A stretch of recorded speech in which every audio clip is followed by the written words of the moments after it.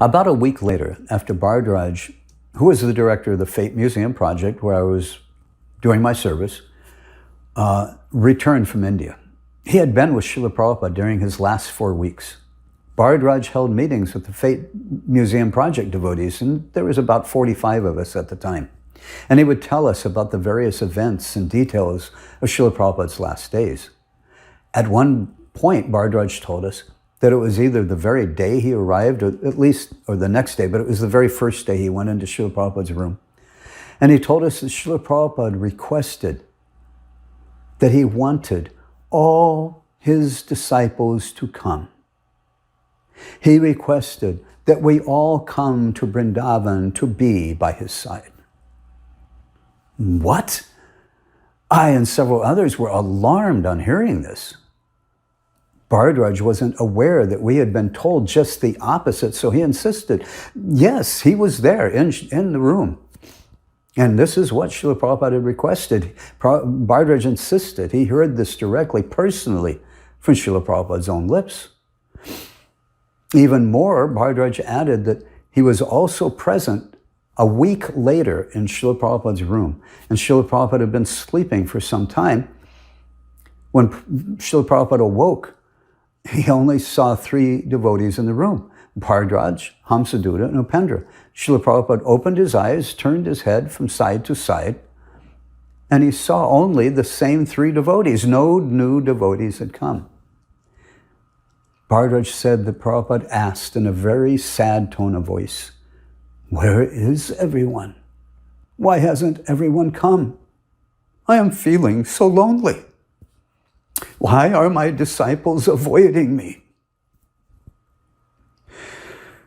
Bhardraj told us that Srila Prabhupada was so sad, he was practically crying as he spoke those words.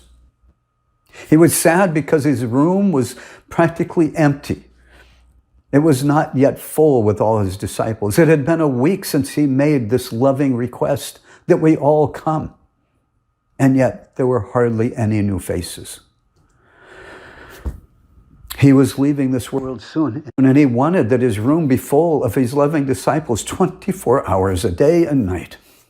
Yet a week after he made this humble and loving personal request, asking that all his disciples come and be by his side, there are no new faces. His room was practically empty. When Bhardraj told us this, I felt a nauseating sickness descending on me. Something was very wrong. For a second, I thought, why is Bhardraj making up such a story and lying about this? But then I immediately knew he wasn't lying.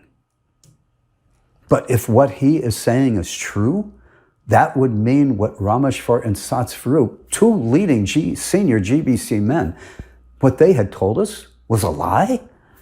And that lie cheated us. It cheated me from being with Srila Prabhupada, and it cheated Srila Prabhupada from seeing all of us.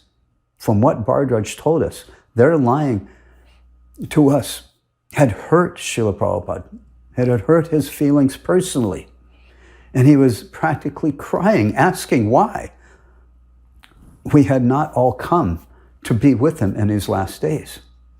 Rameshwar was our GBC, a leading GBC member. He was in charge of the BBT also. And Satsvarup was a senior devotee and a leading GBC man.